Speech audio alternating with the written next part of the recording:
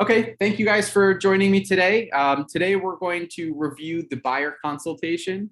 And what the buyer consultation is it is a step in the process of working with anyone, be it a friend or family member, a warm lead, someone who came to an open house, to help you to explain to them what the process is of purchasing a home in New York City, or kind of New York State generally. What services that you and our team here at Weichert provides, and how they can prepare for the purchase process, right? This is meant to be done with any person that you're working with within the first or second meeting, right? And again, sometimes we try to do this before we take someone out to see homes. Sometimes it doesn't work. And what we always want to do is try to say, hey, after our first showing, can we sit down for 15, 20 minutes over coffee, my treat? I'd love to go over with you what the process is of purchasing in New York so that we're prepared, right? In the market that we're seeing right now across, all 5 boroughs, across Westchester, Long Island, kind of anywhere that we're really working, is that homes are going very quickly. And if your client is not prepared with everything they need to put in an offer, they could miss out, right? And so, preparation is key in this business, and this helps us prepare. At the same time, this helps you to avoid any potential snafus that could happen down the road, and you taking time out of your day to show people who might not be able to purchase at this time, right? And so by going over all of this and by going over the buyer consultation, we help you save time as well, right? And so that's why this is so important. Any lead that you get from Weichert, be it Lead Network, be it Rocket Homes, be it StreetEasy, Zillow, Trulia, Realtor, whatever it is, our expectation is that within the first 5 business days of you getting the client, that if they are an active client, that you're sitting down with them either over Zoom or in person and doing the buyer consultation. So we're going to walk through it. And again, we're going to have you guys kind of play along a little bit. So Tom and Lou, let's pretend you guys are looking to purchase a home together. And I'm going to be asking you questions as we go along. I'll take some breaks and stop and kind of go over some things as well. But I always find that the best thing to do is to actually go over this consultation together. And so we will get started. So, hey, Tom and Lou, thanks so much for sitting down with me. I'm really glad that we were able to see that home on West Broadway. And I'm really excited to help you with your whole home process and the home search that you're looking for. I found that by sitting down in advance, we can help answer a lot of the questions that you have and make sure that we're prepared to work in this market. So I'm just going to get started. Again, we're going to talk about what's happening with the market. We're going to go over what the process is of purchasing a home in New York. And I know you guys are mostly looking at condos and co-ops, so that process can be a little bit different here than it can be if you've purchased elsewhere, like in New Jersey or Pennsylvania. What it's like to partner with me and work with a Weichert agent, where we have everything you can possibly need all under one roof. And then we'll kind of get ready to go see some additional properties. So the first thing that I always like to kind of go over, and I know that you guys mentioned you're moving here from New Jersey, but really, why are you guys deciding to purchase a home? Personally, because the rental market's become so inflated that I think with rates still where they are, then we could possibly save some money. That's great. And that's one of the best reasons to be moving in this market. I've heard some stories from rental clients of mine where their rents have gone up, 10, 20% over the last year. Many of these COVID deals are ending, and it is a really, really great time to buy. So that's a really awesome reason. As we discussed here in Soho, where you guys mentioned you're looking, most of the apartments are going to be co-ops. There are also some condos, though those prices tend to be a little bit higher. And so, what are you looking for in your next home? I'm personally looking for a 2-bedroom, 2-bath. And with respect to Soho, I had a question about the rezoning of Soho and NoHo. And let's not get into that right now. We can talk about that later. Okay, fine. Too complicated. So, okay, great. So you're looking for a 2-bedroom, 2-bath, and that's great. Do you happen to have any pets, Tom? No, I do not. Okay. And another thing I always like to ask is, there are different types of buildings. There are some with with doormen. There are some that are elevator buildings. We also have some walk-up buildings. Are you open to walk-up buildings? And if so, kind of what floor would you be willing to go up to? I'm not open to walk-up buildings. Not open. Okay, not a problem at all. Again, we'll definitely kind of keep the search down to 2-bedroom, 2-bath elevator buildings, which is great. So again, we're going to be talking about interest rates, what's happening with inventory, and kind of where the market currently is right now in Soho. So as you mentioned, interest rates being historically low, we are at a rate right now around 3.5% to 4.5%, depending on what you'll get. Have you already spoken with a mortgage broker, or do you need to be introduced to someone? I could use an introduction. That's great. I have a couple names that I can give you. One of your best resources will be Doug Cleary, who's our Weichert mortgage associate here in the office. He's worked for decades in the New York mortgage market. He can definitely help you with finding the best rate. If he can't, we have other people we can introduce you to as well. But one of the biggest things, especially right now, that we're seeing is that sellers agents are asking for a pre-approval before we can actually confirm an appointment. So this is definitely something we're going to do. I'm going to set you up with Doug. His number is 914-424-4421. If you want to write that down, what's a good time for him to give you a call? Preferably in the mornings. In the morning? Okay, I'll have him call you tomorrow, 9 o'clock. Would that work for you? Yes. Great. Okay, so Doug will give you a call tomorrow morning so he can go over the process of pre-approval and making sure that we have that letter ready so that we can set up some more appointments for this weekend. So again, right now we saw a bit of a drop in prices here in the city. That happened because of COVID. We had a little bit of a decline. Rates obviously are still at very low levels, not all-time historic lows, but low levels. And so this is creating what is actually a very, very good buying zone, right? There are some really, really great opportunities out there. We're starting to see a recovery of inventory. So there are a few additional options on the market. At the same time, prices are actually appreciating in New York City, right? So that's a really, really good thing for you as a purchaser, that property prices are going up. At the same time, there is a little bit of a constriction in what's going on with inventory. And because of that, things are going pretty quickly, right? Properties are selling pretty quickly. And again, one of the most important things is the interest rate, right? Again, a difference of 1% in the interest rate is going to cost you on a $750,000 purchase.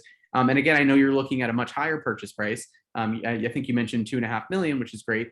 But that's going to cost you a compound of this, right? If your loan is for, let's say, 1.5 million, it's going to cost you over double this, where you're going to be spending an extra $700 a month if you do wait. So now is really a great time to purchase. And one thing that I want to tell you, and this is not to scare you at all, but this is to prepare you for the market that we're currently in. Properties that are priced well are getting multiple offers within the first day or two, and going into contract within a week or so. And so again, this is not to scare you at all. This is just to let you know that if we see something that's really great out there on the market, there are going to be other people who probably think the same thing. And so we want to be as prepared as we can so that when we start looking and see places that you like, we will be able to put in a strong offer and make sure that we have our team together to get you through that process. So again, I'm here to help in a number of ways, right? This is the first part of the home purchase journey that we have. What we're doing is we are currently doing the buyer consultation to go through what the process is of buying in New York. And again, I'm here to answer any questions that you have as we go through this. Your next step will be to be pre-approved. And again, you'll have that call with Doug tomorrow.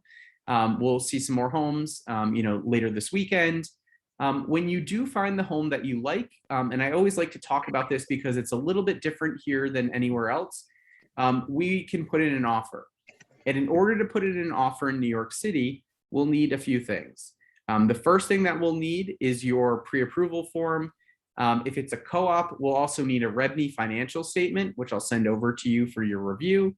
It's basically a fairly simple asset liability statement, which shows your purchasing ability, as well as allowing the seller to consider if they believe you would be approved by the board or not. We'll go over things like debt to income and kind of what assets you have and things like that down the road, but that will be important to have. The other important thing to know about New York State, which varies, I know you're coming from New Jersey and it's a little bit different there. When we put it in offer, we don't sign a contract, right? We put it in an offer with the terms that we're looking for, and we put it in an offer in good faith. Once that offer is accepted, your attorney will get involved and negotiate the contract and do all the due diligence on the building. And that means that they'll look at the financials of the building, when the last systems upgrades were, what the maintenance increases were, any planned capital improvement projects by the co-op or condo board, to make sure that you understand what financial obligations the building will have going forward. Until all of that is done, you do not have to sign anything. There's no contract that's signed or anything like that. And because of that, it's a good thing for you because we can make sure that you're going in with full clarity before you sign the contract. At the same time, we want that process to happen fairly quickly because another offer could still come in. And during that due diligence period, the property is continuing to be showed. So we want to make sure you've got a really great real estate attorney who can get through a thorough due diligence in a timely manner. I have a number of real estate attorneys that I work with. Do you happen to have someone selected already, Tom, or do you need some recommendations there as well? I have an attorney. I'm good. Great. And is that a New York City-based real estate attorney? Yes, it is. Awesome. Great to hear. That's one of the things that can hold it up in case, you have a cousin who's a divorce attorney or something like that. We'll want to make sure, and I'm glad you have someone. When you have a chance, if you wouldn't mind just sending me over the information, I always like to introduce myself to the full team and make sure that I can be of assistance to anything that he might need along the way. I'll be happy to do that. Awesome. Great to hear. So again, once we have an accepted offer, the attorney will step in. If we need a home inspection, that can be done while the contract is being negotiated. Again, here in New York, it's a little bit different. Our inspections usually happen when you're purchasing a townhome or a new construction project.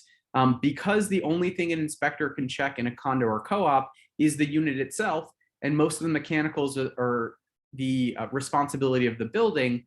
It's not something you necessarily need. If you'd like one, I'm happy to give you one of the great home inspectors that we have. But most of my condo and co-op client purchases do not do that. And again, it saves you a few $100s down the road. Once the contract is signed, executed by you, you'll put down the contract deposit. And once the seller signs, then we'll be in contract. And once that happens, that's really when the property is off the market. Our next step is to get the mortgage appraisal done and to work on the board package. And if it's a condo, that board package is a number of documents that the condo needs in order to approve the sale. A condo approval is kind of like a rubber stamp, not too hard to get through. If it is a co-op, we will have a co-op board approval process where the co-op board will schedule an interview for you and any of your family members who will be living there. They'll interview you. But again, it's usually a pretty good step once we get that interview. And usually they just might have some questions about you. It's a way to get to know you besides what's on the paper application that we'll put together. After board approval, be it condo or co-op, we'll go through the closing confirmations. You'll get all the numbers that you need for the checks that you bring to the closing. We'll do a final walkthrough the morning of or the day before the closing to make sure all the owner's things are out and that's in great shape. And then we'll get to the closing and you'll be able to move into the apartment. Doesn't that sound great? Fantastic. Awesome. Do you have any questions about the whole process of purchasing in New York City? No, you've explained it very well. Thank you. Awesome. Well, I'm glad to hear that. And again, I'm here for you through the whole process to answer any questions. So never hesitate. I'm always here to get you through all of these steps. One of the great things of working with me is that I've been in the business for over 14 years now. And I've closed hundreds of transactions across the 5 boroughs of the city. So I can help you through anything that comes up. And if I don't know the answer, I've got a great team of people who can help with those answers.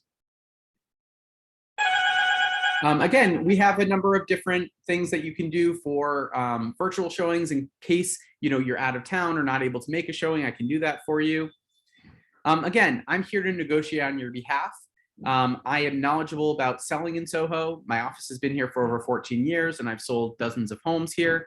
I do a really great job at presenting the offer to the seller and their agent and helping you negotiate to help save you money in this whole process. Again, I'm your single point of contact, right? So anything that you see, either in the listings that I send over to you, if you're browsing, and I know many people like to look online, what site do you usually look on when you're looking at real estate in the city? Street Easy. Street Easy, right? And that's one of the biggest ones here in New York. What Street Easy does is it actually sells your contact information to other brokers to try to get a referral back on it. And so again, anything you see on Street Easy, message it over to me. If I didn't send it to you, I can reach out to a listing agent. Again, I can get all the details for you, make sure that everything is good with the building, schedule and set up the showing, and making sure that you get in there as quickly as we can without you having to be pinged through different people and stuff like that. Again, any for sale by owners, any open houses, I can get you into. So anything you see, please feel free to forward it over, and I'll continue to send you over options like I've done before for 2 bedrooms in Soho that could work for you. So do you have access to listings that might not show up on other on third-party sites? Yep, we definitely do. So I have a couple programs that I do because I work down in Soho. We often have some off-market properties or things that are going to be coming on the market soon that we know of through other agents. At the same time, some agents these days are not listing on Street Easy, and so they're only putting them up on our MLS. So you'll have full access to our MLS. And basically all these will also feed to my personal website. So whenever you want to look at stuff, you can also check out jason-bauer.weichert.com. I'll send it over to you. It will have feeds from every MLS that I am a part of, which includes the Real Estate Board of New York, which is the biggest one here in Manhattan, as well as the Long Island Board of Realtors, the Staten Island Board of Realtors, and other websites across the state. So again, I'm going to explain everything to you before it happens to make sure that you're prepared. Always get back to you promptly, connect you to all services. Obviously, you're going to be talking to Doug, our mortgage specialist. We also have Jamie, our amazing insurance specialist, who can help you get homeowners insurance, which you'll need to provide before the closing, actually. We'll connect you to movers if you need them, construction people, whoever it is that you need, we'll make sure that you're connected. We'll provide you for feedback anytime anything changes. Represent you in all negotiations, and I will help you simplify this entire home purchasing process because I've been through it so many times before. Again, we're going to introduce you to Doug, who's going to be helping you with getting that pre-approval form, which we'll need to go see some properties. And again, as I mentioned, we're here for you getting pre-approved to finding a home through me, through insuring it, getting home protection, closing, moving in, whatever it is you need, decorators, we have that for you here. So really excited to go out and check out some places this weekend. I know there's a couple open houses already scheduled, and I've got some places I'd love to talk to you about us getting into. The one last thing that I do have to go over with you is 2 disclosure forms required by New York State. So this first one is our buyer and seller agency disclosure form. And all this says is that in any properties that I'm showing you, again, my name is Jason Bauer of Weichert, I'm representing you as your agent, right? The best thing about this is that you don't owe me anything for that representation. I am paid by the seller at closing. So there's no fee for my service, and you have someone whose fiduciary responsibility is to you. Again, this is not a contract. This doesn't bind you to anything. It just lets you know that in any property that I show to you, I'm representing you and your best interests. So I'm just gonna put in your name here, you're the buyer. Ooh, and if you wouldn't mind signing this for me.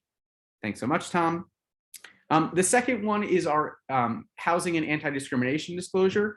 Just so you know, New York does a really great job at protecting consumers from any violations of their fair housing rights. If you feel like at any time I violated those things, there's a contact information here on the first page where you can reach out to the Department of State. This is just saying that I will represent you and that you understand that I could violate your fair housing rights. If you wouldn't mind signing that.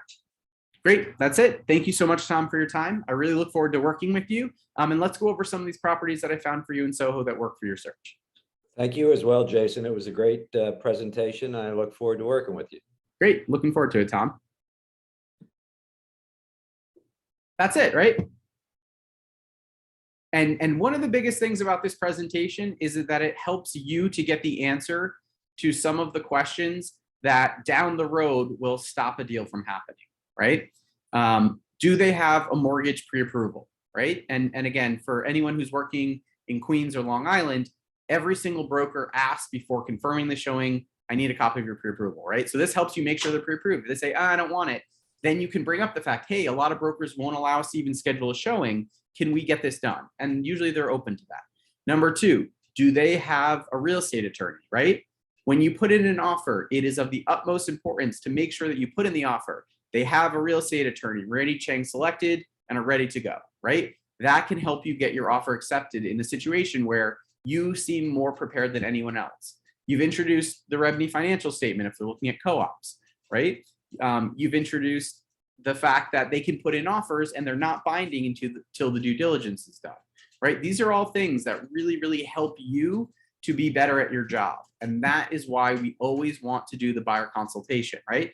And again, do it over Zoom like we're doing right now. You don't have to be in person to do it. Do it, to explain, hey, I'd love to take 15 to 20 minutes to explain to you what the process is of working with me and what it is to purchase a home in New York City, right? This will help your conversion rate go through the roof, right? When you do this with Rocket Homes buyers, right? Maybe someone was originally looking at single family homes, but they can really only afford condos or co-ops. Do they know that with a condo or co-op, you have to put down more, right? Most condos require 10% down in the city. Most co-ops require at least 20% down. Do they have that, right? If they're only looking at co-ops, do they have the 12 to 24 months of post-closing liquidity that they need, right? These are all things, again, I didn't mention that here because, but those are things that you want to mention during this presentation to see where they are, right? And that can weed out an entire class of property that you could be showing to someone. They like it, they put in an offer, right? And this happened with one of our new agents who hadn't done the buyer consultation. They loved a property, they put an offer on a co-op. When they did the revenue financial statement, they didn't have enough money for the 20% down payment, right? And so by doing this in advance, you save yourself time and you're only showing properties that could work for your client. What kinds of questions do you guys have? Yeah, hey Jason, how's it going? Good, Zach. With the 12-month post-closing liquidity, is that just co-ops, did you say? Yes, just co-ops. They're not condos, it doesn't matter. No, condos usually doesn't matter. As long as they can get the loan and close on it, it's fine. The one thing to remember is that some condos do require 10% down. So if someone has like an FHA or a VA loan, there are some condos that are approved for those loans. Some of them, the building requires more down, right? And the biggest thing to remember is that the stricter requirement always wins. So if a bank says, you know what, Zach, you can buy with 2% down, right? Great. But if it's a condo that requires 10% down, you have to put down 10%. The stricter requirement always trumps it, right? Or, tangentially, let's say that your bank says you have to put down 20% and you find a building that allows 10%, you're still gonna have to put down the 20%, right? Because you're not gonna get that loan without putting that down. So whoever requires more down, that has to be the minimum number. Cool. And then, another questions I'm getting all the time is with the ongoing fees, which are different for co-ops or condos, but your Maintenance fee. I've lost what they're called, but sure. So what are they again? Yeah. So just to reiterate that, when you purchase a co-op, you are basically buying a home, but instead of actually buying the physical space of the home, you're purchasing shares of a corporation that owns the building. Right, that building pays real estate taxes. That building pays for the upkeep of the building. You pay for the upkeep of your individual unit, right? And a co-op will have one monthly charge that is charged to the shareholder, and that's a maintenance fee. And that maintenance fee includes the property taxes on the building, the mortgage payments and any interest if there's an underlying loan on the building, which is very standard with co-ops, as well as for the upkeep of the building, right? That maintenance fee includes any taxes. And so usually a percentage of the maintenance fee is tax deductible, right? And on the listing on OLR, it will usually say that, right? It might say, 50% tax deductible, 20% tax deductible, 80% tax deductible. It will vary from building to building. If you have any questions, you can always ask the listing agent what percentage of the maintenance is tax deductible. When you purchase a condo, you're purchasing real property, right? You're purchasing like a physical unit here in New York, usually like living in the air somewhere. And that will have two charges that are charged every month. One is the real estate taxes, which is paid to the city, which is the real estate taxes for your individual unit. And the second is a common charge. Outside of New York City, they call it an HOA, but you want to start calling it a common charge. Common charges pay for the upkeep of the building. Let's say there's a doorman or someone who takes the trash out. That's what those common charges pay for. So there'll be two things. And so again, if you can kind of see a co-op is basically like if you mush those two numbers together, that's what the maintenance fee is. And then with those common charges or the equivalent for the co-op, are they Maintenance.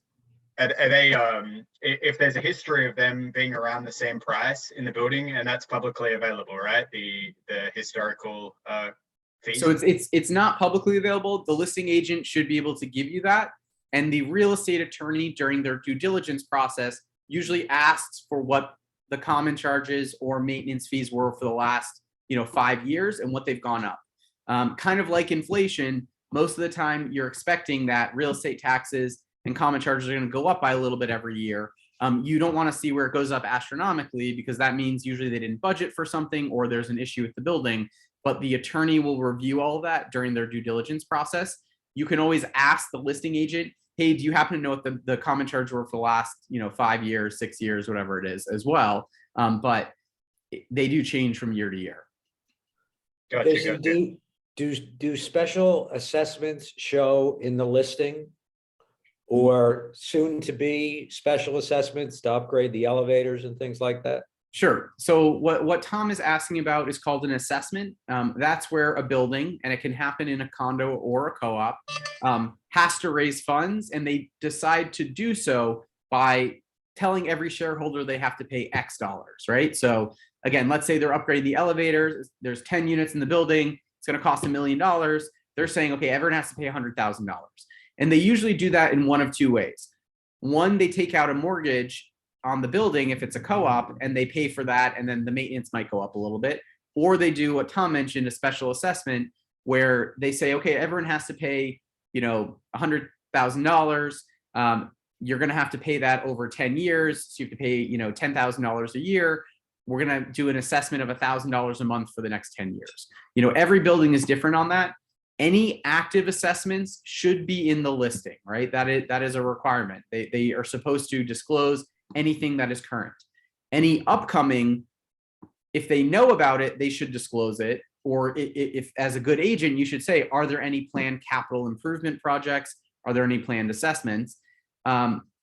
If not, the attorney should be able to uncover that during the due diligence period, right? That's part of the questionnaire that almost every attorney will ask.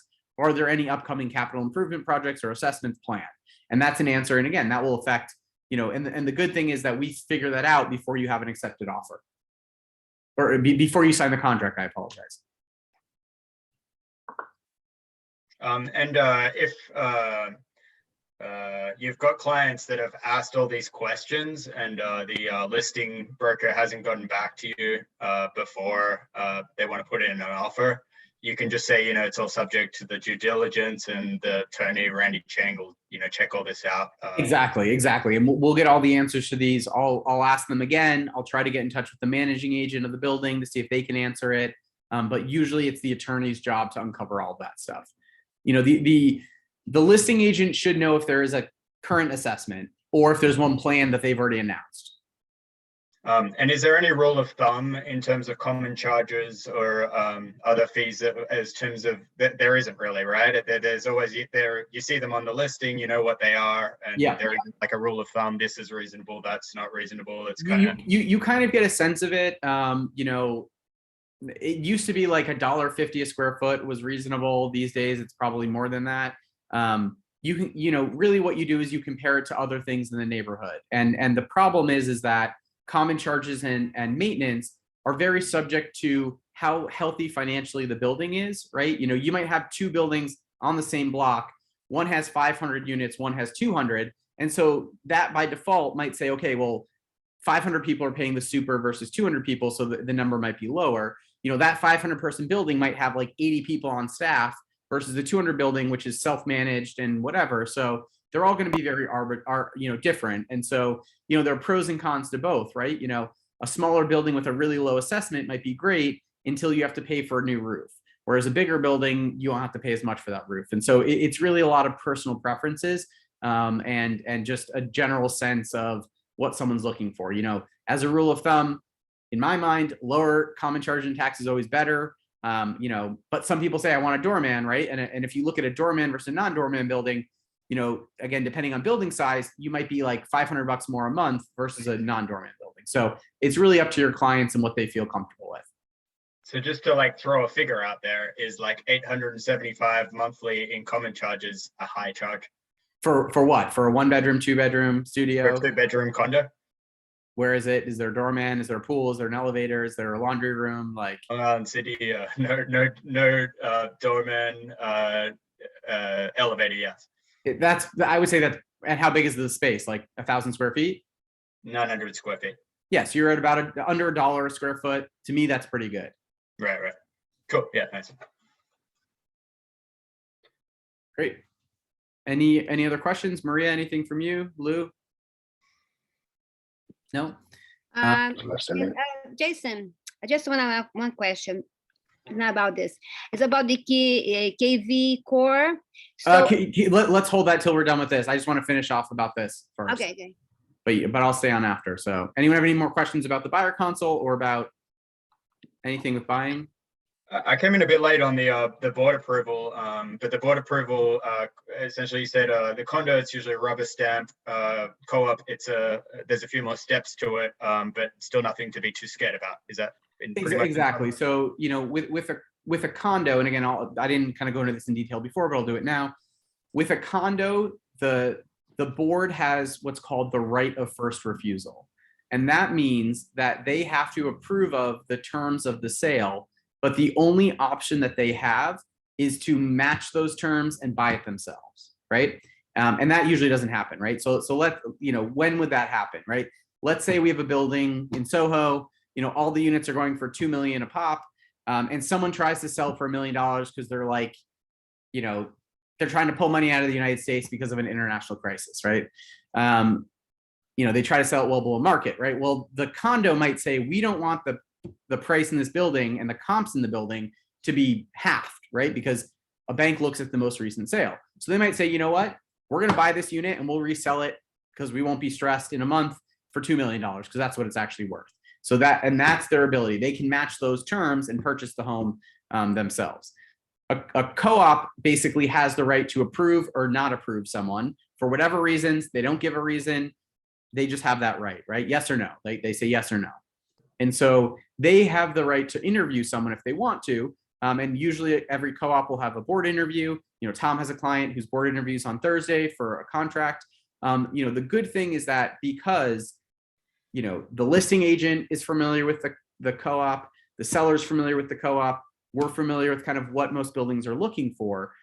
An offer is usually not accepted unless everyone has, 50% or more belief that this person's going to get through. And usually it's higher than that, right? Because it takes time and money to get into contract, to get the board package together, to get whatever. So it's not to say that some co-ops won't reject people. That does happen, right? I had one end of last year, very well financially qualified person. They just rejected. There's like a board feud going on in that building. We don't get a reason or whatever, but the client's buying something else now. But they can just say no. But if you get to the point where they've gone through the package, they're interviewing the person, usually that's a good sign. And usually the board interview is more just for informational purposes to get to know the person and make sure they're a good fit for the building. So condo, no interview? 99.9% of the time, no. They could. They usually have the right to interview sometimes, but I've never had a condo where they've interviewed them. Gotcha. And it would be pretty slim that they would exercise their right of first refusal based on I've heard of it happening once in New York City, where someone was, again, way under market trying to sell something, and the board came in and just bought the unit, and then they held it for 2 years and they resold it for a profit. So cool. Awesome. Well, thank you guys. I'm going to stop the recording.